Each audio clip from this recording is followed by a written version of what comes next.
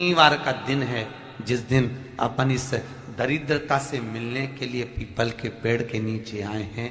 हिंदू धर्म में ये दिन पीपल के वृक्ष के लिए पूजनीय होगा।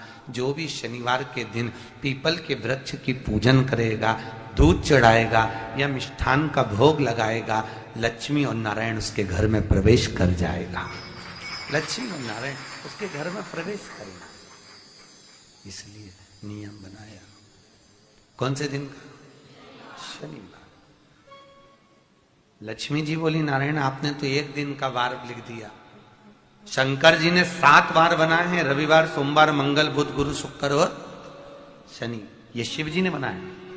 अब एक दिन आपने अपना बना लिया, बाकी के दिन अगर कोई इस पीपल के वृक्ष के नीचे आएगा और यहां तो दरिद्रता बैठी है तो उसका क्या होगा? भगवान नारायण बोले, सुन दरिद्रता, तेरे से एक विनती है, अगर कोई भी मनुष्य इस पीपल के पेड़ के नीचे अगर 7 दिन में आता है और उसके हाथ में अगर कोई सामग्री होती है तो तू उसके घर में प्रवेश नहीं करेगी। नियम है पीपल के वृक्ष का, या तो पानी का लोटा लेकर जाओ, कुंकू का चोपड़ा लेकर जाओ, शक्कर लेकर जाओ, या पेड़ के नीचे चींटी को डालने के लिए आटा ले जाओ, पर खाली हाथ पीपल के वृक्ष के नीचे कभी मत जाओ, कभी नहीं। खाली हाथ जाओगे तो दरिद्रता तुम्हारे घर में प्रवेश करेगी। दरिद्रता उठकर खड़ी होकर बोली, नारायण तुमने अपनी मनमानी करी है, एक दिन मुझे भी मेरा चाहिए। भगवान ने कहा, बोल कौन सा दिन चाहिए? दरिद्रता कहती है, रविवार के दिन इस पीपल के वृक्ष के नीचे मैं दिन भर नृत्य करूं, इसमें रहूं, और जो यहां आए रविवार को मैं उसके घर में प्रवेश करूं। भगवान ने कहा, ठीक है। दरिद्रता, रविवार का दिन एक ऐसा दिन रहेगा जिस दिन तू इस पीपल के वृक्ष के नीचे नृत्य करेगी और जो आएगा इस पीपल के वृक्ष के नीचे तो उसके साथ प्रवेश करेगी। मैंने तुझे वर दिया। इसलिए हमारे यहाँ केवल पीपल का वृक्ष अगर दीवार में भी लग जाता है ना, किसी की व्यक्ति की दीवार में, किसी के घर की दीवार में पीपल का वृक्ष अगर लग जाता है, पीपल का पौधा लग जाता है, उसको कितना भी तोड़ लो वो वापिस लग जाएगा। फिर तोड़ोगे फिर लग जाएगा। अगर पीपल के पौधे को तोड़ना है तो केवल रविवार का दिन एक नींबू, एक मिर्ची और बमूल का कांटा, ये 3 चीजें रखने के बाद में आधे घंटे बाद रविवार के दिन पीपल के पेड़ को उखाड़ कर फेंक दो। दूसरी बार कभी पीपल दीवार में लगता ही नहीं, कभी नहीं लग सकता। केवल एक रविवार का, केवल एक संडे, इतवार का। घर में दीवारों पर अगर पीपल लग भी गया है, इसलिए पीपल के वृक्ष को उखाड़ने का, अगर घर में पीपल लगा हुआ है या पीपल का पौधा हमारे घर में लग गया, उसको उतारना, निकालना, लगाना, तो पीपल के वृक्ष को अगर निकाला जाता है तो रविवार के दिन, और अगर पीपल के वृक्ष को कहीं लगाया जाता है तो सोमवार के दिन या मंगलवार के दिन, बुधवार के दिन, इन दिनों में लगा सकते पीपल के वृक्ष कहीं लगाना। शनिवार का दिन एक ऐसा दिन होता है जिस दिन पीपल के वृक्ष को कहीं जाकर लगाया नहीं जाता, क्योंकि शनिवार के दिन पीपल के वृक्ष के नीचे लक्ष्मी रहती है। हम अपने हाथों से अगर पीपल का वृक्ष किसी दूसरी जगह पर शनिवार को रोपित करते हैं तो हमारे घर की लक्ष्मी अपने घर से छिन्न होकर चली जाती है। इसलिए शनिवार के दिन पीपल लगाया नहीं जाता, किसी के घर जाकर उसको वापस पलटा नहीं जाता। लग गया उसको प्रभु मेरी धर्म पत्नी को कहाँ रखूं आप बताओ? वो तो जहां यज्ञ होता है, अनुष्ठान होता है, दान होता है, पुण्य होता है, सत्कर्म होता है, वहां जाने को तैयार नहीं। अब करूं क्या? भगवान ने बोला, एक काम करो। दुर्वासा जी बोले, जिसके यहां रात्रि में बर्तन झूठे पड़े रहते हो उसके घर में इस दरिद्रता को लेकर तुम प्रवेश कर जाना। जिसके यहां रात्रि में बर्तन झूठे पड़े हो वहां लेकर प्रवेश कर जाओ। दूसरी जगह दुर्वासा जी बोले, जो स्त्री घर में दोपहर के समय पर सो रही हो उसके घर में इसको लेकर प्रवेश कर जाइए। जो स्त्री दोपहर के समय में घर पर सो रही हो, इस दरिद्रता को लेकर प्रवेश कर जाइए। तीसरा, जिसके यहां पर दरवाजे पर कांटे वाले पौधे लगे हों उस घर में इस दरिद्रता को लेकर प्रवेश कर जाइए। दरिद्रता, कितनी सुंदर बात कही है। दाता और विधाता कौन कौन? दाता और विधाता। लक्ष्मी और दरिद्रता के सगे भाई हैं। कौन कौन? दाता और विधाता। दाता को फिटकरी प्रिय है, विधाता को नमक प्रिय है। ये दोनों हमेशा लक्ष्मी को और दरिद्रता को दोनों को समझाते थे, दोनों में प्रेम बढ़ाते थे।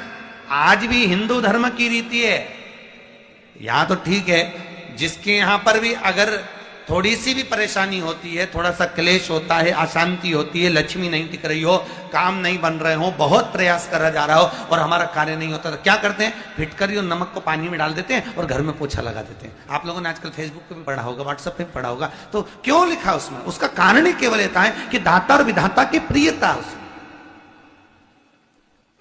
माता ख्याति के जो 4 बच्चे हुए, इसमें जो 2 लड़के हैं, दाता और विधाता, उसकी प्रियता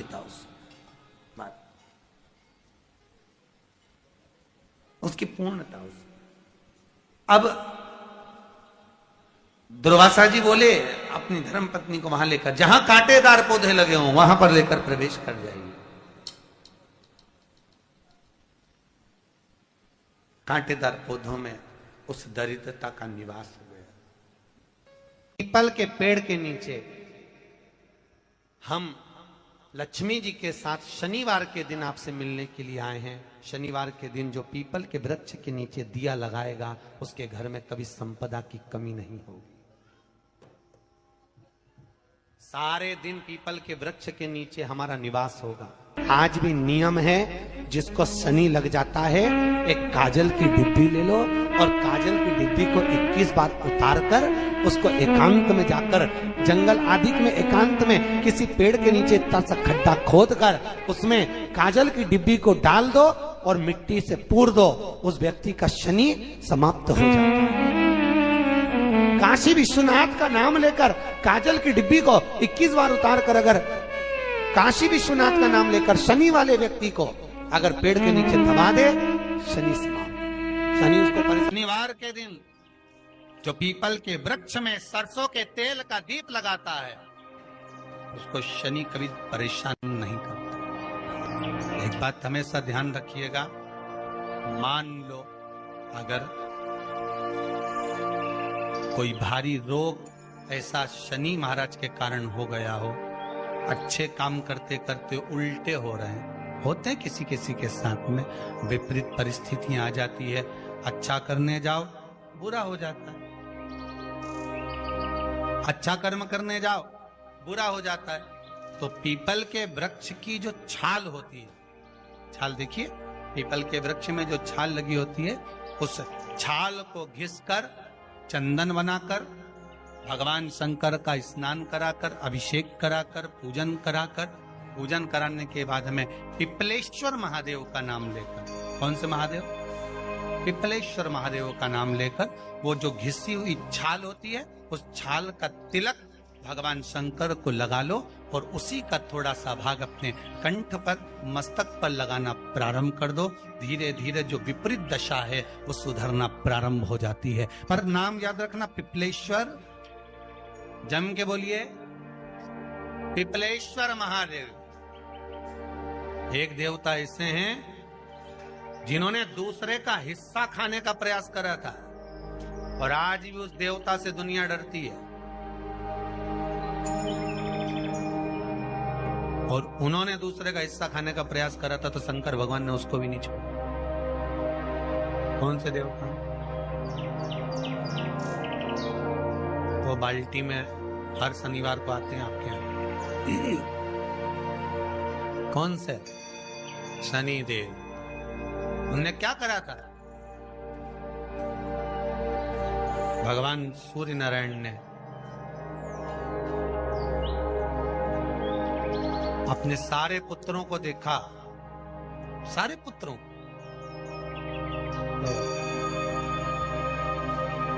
सारे पुत्रों को देखकर आज मेरे सूर्य नारायण भगवान बड़े सुखी, बड़े प्रसन्न। मेरा पुत्र शनि भी श्रेष्ठ है, मेरा पुत्र यम भी श्रेष्ठ है, सब ठीक है। आज भगवान सूर्य देवता ने अपने पुत्रों को बुलाकर कहा, आज मेरा मन कर रहा है कि मैं सारे लोगों का राज्य अपने पुत्रों को बांट दूं, सबको अपना अपना हिस्सा दे दूं। शनि महाराज जी को भी हिस्सा दे दिया गया। अब जब शनि महाराज जी को हिस्सा दे दिया तो शनि महाराज जी संतुष्ट नहीं हुए। दुनिया में ऐसे लोग बहुत सारे हैं जो संतुष्ट बहुत कम हो पाते हैं। शनि देव के मन में संतुष्टि नहीं हुई। जब शनि देव के मन में संतुष्टि नहीं हुई तो शनि महाराज उसी समय पर अपने सारे भाइयों का हिस्सा बटोरने लगे, उस पर कब्जा करने लगे। कब्जा करने लगे तो सूर्य देवता की आंख में जल भर गया। कितना तेजवान सूर्य नारायण, कितने तेजवान, कितना तेज भगवान सूर्य के पास में था। पर शनि महाराज को देखकर आज रो रहे हैं। शनि महाराज को, शनि महाराज ने अपने भाइयों के इस हिस्से पर क्या कर लिया। सूर्य नारायण भगवान की आंखों में जल भर गया कि मेरा पुत्र ऐसा कर रहा है। शनि को बुलाया सूर्य नारायण भगवान ने, समझाया और नहीं माना। किसी किसी की नियत होती है कि इसको इतना कैसे दे दिया, अम्मा ने इसको इतना कैसे दे दिया, पिताजी ने इसको इतना कैसे दे दिया, मैं तो कब्जा करूंगा, दुकान नहीं छोड़ूं, घर नहीं छोड़ूं, ये नहीं छोड़ूं, वो नहीं छोड़ूं। मत छोड़, एक दिन संसार छोड़कर जाना पड़ेगा। तो कहीं जमीन जायदाद छाती पे बांध के ले जाएगा।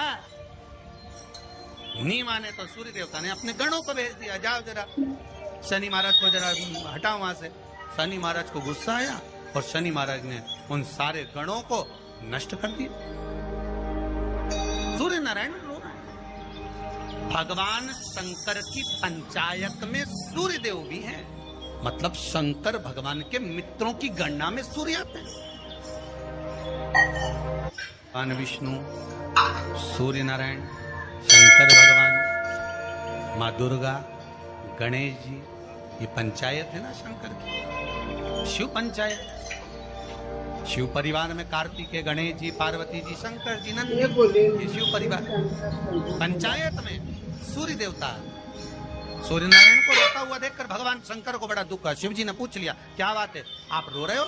नारायण क्या हो गया? मेरा बेटा मानने को तैयार नहीं है। आप चिंता मत करो, अभी देखता हूं मैं जाकर। और भगवान शंकर ने जाकर तुरंत सूर्य नारायण भगवान के कहने पर शनि देव को जाकर समझाया। इतने में तो शनि देव आग बबूला हो गए। आग बबूला होकर शनि देव ने कहा, ए शिव, आप मुझे जानते नहीं हो? शंकर भगवान ने कहा, क्या जानना है ये बताओ, क्या जानना है ये बताओ।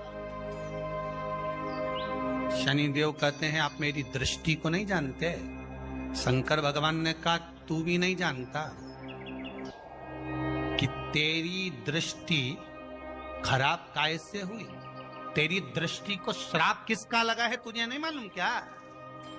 शंकर भगवान ने जब समझाना चालू करा कि देख शनि देव, तुम तो कह रहे हो, तुम तो बोल रहे हो कि मेरी दृष्टि नहीं जानते। हम जानते हैं आपकी दृष्टि, मना नहीं है, जाना, पर आप नहीं जानते क्या? शिव जी जानते हैं। शिव जी ने कहा, मैं सब जानता हूं। आपका विवाह करा सूर्य देवता ने, आपकी पत्नी घर में आ गई, आप अपनी पत्नी को देखते तक नहीं थे, इसलिए आपकी धर्म पत्नी ने आपको श्राप दिया कि जिस पति ने मुझ पर दृष्टि नहीं डाली, मेरे वो पति की दृष्टि कुदृष्टि हो जाए, जिस पे डालेगा वो बर्बाद हो जाए। शनि महाराज ने कहा, आप मेरी पत्नी की याद मत दिलाओ। शंकर भगवान बोले, ए शनि, फिर समझा रहा हूं, हिस्सा छोड़ेगा कि नहीं छोड़ेगा? शनि बोले, नहीं छोड़ूंगा। शंकर भगवान ने उठाया, पीपल के पेड़ के नीचे ले गए और पीपल के पेड़ के नीचे शनि महाराज को उल्टा लटका दिया। 19 साल तक शनि महाराज को पीपल के पेड़ के नीचे शंकर जी ने लटका के रखा। अब बोल, 19 वर्ष तक शनि महाराज पीपल के वृक्ष में, पीपल की जड़ पर बंधे रहे, बोले ही नहीं, टंगे रहे। अब दूसरे का हिस्सा खाने वाले को जब शनि महाराज जैसे के लटका दिया भोलानाथ ने, तो तुम कहीं लगो रे लाइन में? मेरा विचार तो करो। 19 वर्ष तक शनि महाराज लटके रहे, तब 19 वर्ष नेत्र बंद कर कर शनि महाराज ने शंकर की आराधना करी कि दुनिया में कोई ऐसा नहीं जो मुझे उल्टा लटका दे, केवल एक यही है जिनने मुझे लटकाया है। तो 19 वर्ष तक तप करा तो शंकर जी प्रसन्न हो गए। धरनी को हटाकर पार्वती को लाए, साथ में आशीर्वाद दिया, शनि महाराज को खोला। वर मांगो, तुम्हें क्या चाहिए, मांगो तुम्हें क्या चाहिए।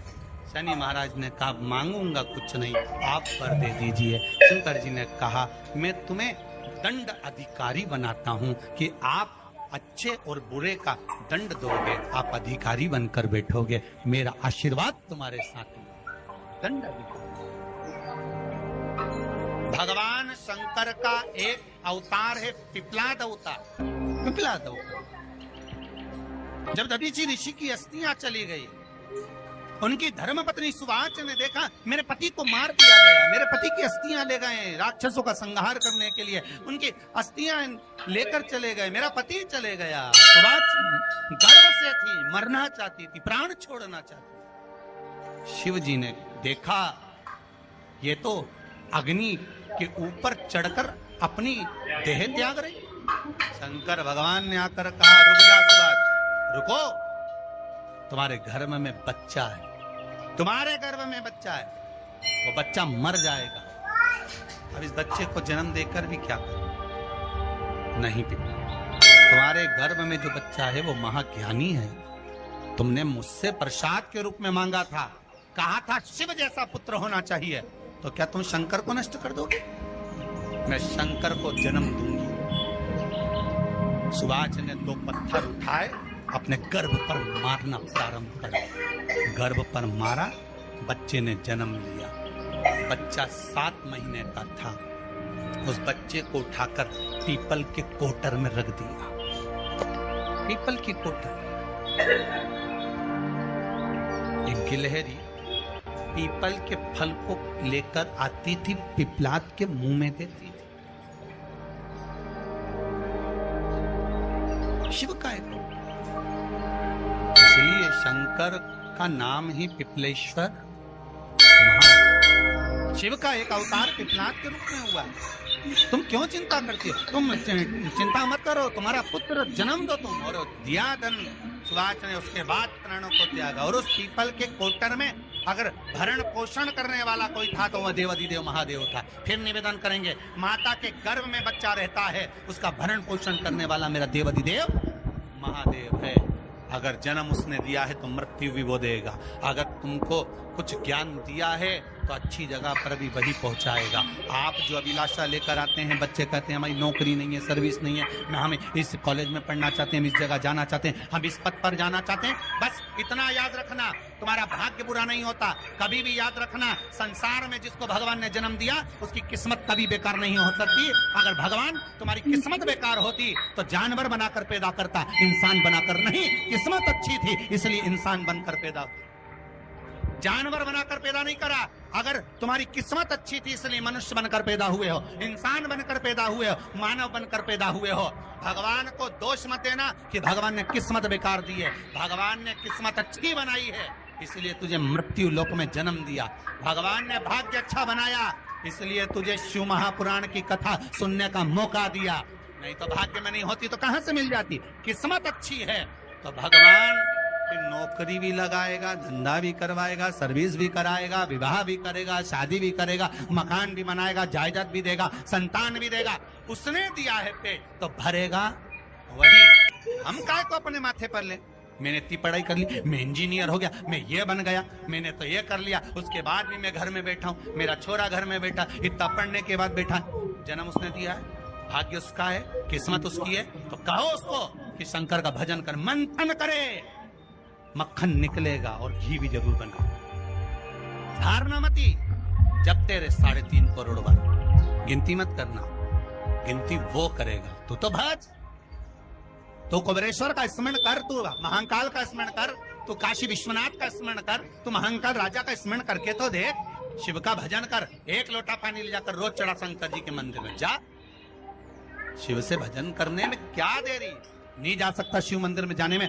बच्चों को अगर शर्म आती हो तो बेलपत्री के पेड़ के नीचे पानी चढ़ाया, वो भी नहीं कर सकता तो पीपल के पेड़ के नीचे चढ़ाया, वो भी नहीं कर सकता तो आंवले के पेड़ के नीचे चढ़ाया। पर कहीं जुड़ तो सरी, एक बार साध तो सरी, पकड़ने का प्रयास तो करो परमात्मा। भगवान देवाधिदेव महादेव को जल चढ़ाते हैं, उसके 5 अलग अलग तरीके हैं। बहुत सावधानी से सुनना कथा, आपकी और हमारी जिंदगी की सार्थकता को सिद्ध करने वाली कथा। आज पंजाब की इस पवित्र भूमि पर अगर यह प्रसंग निकला है तो इसको आप अगर सुनेंगे तो आपका जीवन सार्थक होगा। शिव जी को 5 तरह से जल चढ़ाने का तरीका है। जैसे पंचामृत होता है, दूध, दही, शहद, घी, शक्कर, ये सब पंचामृत के अंतर्गत आते हैं, उसी तरह शंकर जी को 5 तरह से जल चढ़ाने का क्रम वर्णित किया गया। अब उसको समझेंगे, बहुत सावधानी से समझिएगा। पहला, जल लेकर आए, सीधे डायरेक्ट शंकर भगवान के शिवलिंग पर चढ़ा दिया। यह प्रथम जल का चढ़ाने का तरीका। दूसरा, जहां से पानी बहकर जाता है, जहां से जल बहकर जा रहा है, उसके ठीक विपरीत जल उत्तर में जा रहा है, आप दक्षिण में खड़े होंगे और दक्षिण में खड़े होकर उत्तर की ओर मुख करेंगे और शिव जी को जल समर्पित करेंगे। यह रोग मुक्ति करने वाला है और हमारे रोग पर हमें विजय प्रदान करने वाला है। यह जल चढ़ाने का तरीका। एक, सीधे मंदिर में गए, लोटा भरकर जल उठाया, शिव जी को चढ़ा दिया। दूसरा, जल जहां से पानी बहता है, शिव जी का चढ़ा हुआ जल जहां से बहकर जाता है, उसके ठीक विपरीत में शिव जी का जल इधर जा रहा है तो तुम यहां खड़े हो, तुम यहां बैठो, यहां मत बैठना, यहां मत बैठना, इधर बैठो। अगर रोग का निवारण है तो यहां बैठकर। तीसरा, अशोक सुंदरी से जल चढ़ाते चढ़ाते शिवलिंग तक लेकर जाना और शंकर भगवान के शिवलिंग पर पूर्ण जल समर्पित करना। यह तीसरा तरीका। यह कार्य की सिद्धता के लिए। हम जब किसी से आस न लगाकर परमात्मा से विनती करते हैं तो वो विनती करने का तरीका। तीसरा। चौथा, शिव जी पे चढ़ा हुआ जल 5 जगह पर समर्पित करना। गणेश जी, कार्तिकेय, अशोक सुंदरी, शिवलिंग और जलाधारी। ये चौथा क्रम है। जब जिस नारी का, जैसे मेरा नाम मोनिका है, मेरे पति का नाम संजय सिंह है, मैं दिल्ली स्वरूप नगर के निवासी हूं, मेरा फोन नंबर ये है। कहीं बैठी हैं? मैं बाबू को लाए हैं क्या? नहीं लाए? ठीक है, मैं प्रणाम करने के लिए लाई हूं। गुरुदेव, बाबा बाबा बैठिए बहन। शिव तत्व, एक जल चढ़ाने का तरीका। शिव जी को हम जो जल चढ़ाते हैं उसका एक तरीका भी हमारी जिंदगी में अगर हमने उसको स्मरण में रख लिया तो हमारी कार्य की सिद्धता को सिद्ध कर देता है, हमें सफलता की ओर लेकर चले जाता है।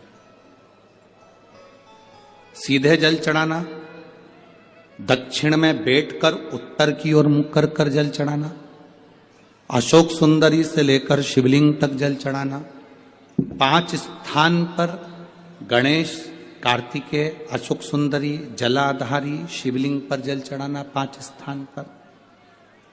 ये चौथे नंबर का। और 5वां जल समर्पित करना।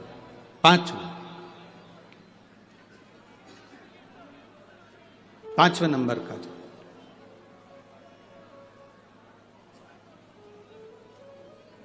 शिव जी को 5वें नंबर का जो जल आता है, जो जलाधारी है, ऊपर जिसमें पानी भरा रहता है और नीचे एक एक बूंद टपकता रहता है।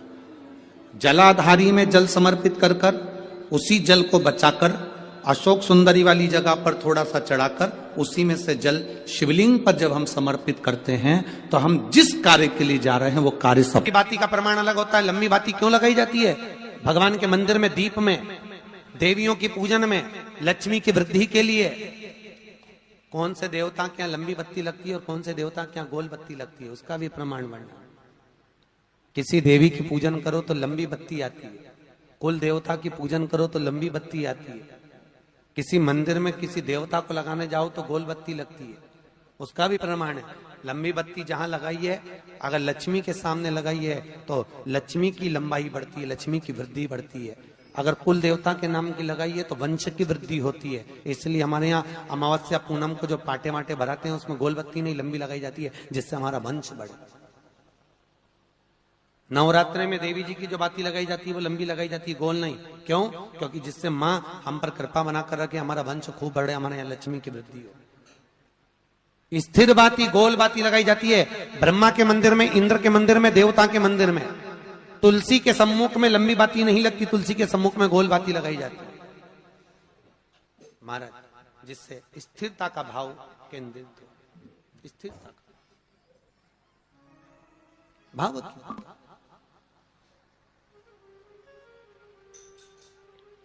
पीपल के वृक्ष के नीचे कभी लंबी बाती नहीं लगती, बड़ के पेड़ के नीचे कभी लंबी बाती नहीं लगती, आंवले के पेड़ के नीचे कभी गोल बाती नहीं लगती, आंवले के वृक्ष के नीचे लंबी बाती लगना चाहिए। धन की वृद्धि, सुख समृद्धि। तुलसी के पौधे के नीचे लंबी नहीं लगती, गोल बाती लगती। बातियों का भी प्रमाण।